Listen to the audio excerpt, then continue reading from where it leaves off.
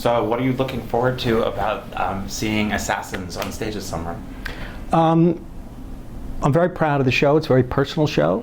Collaborating with Steve on this was great. I mean, the process of writing it was enormously satisfying.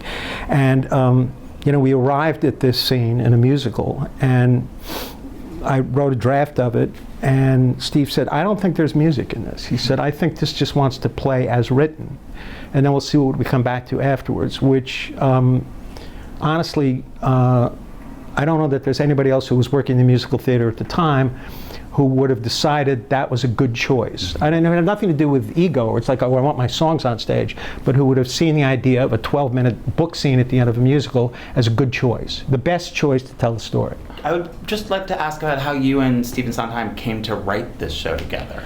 Because it's an interesting sort of how it came about. Yeah, it's not as if the city was crowded with people who were trying to write musicals about presidential assassins, and we got there first. It was, I went to Steve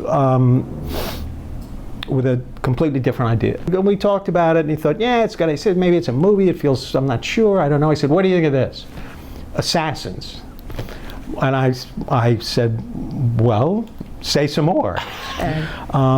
But I think if you look at these people together through the prism of what they expected from America as Americans, and the way in which they managed their different degrees of disappointment, you arrive at something that is worth pondering when the show's over and you're on your way out of the theater.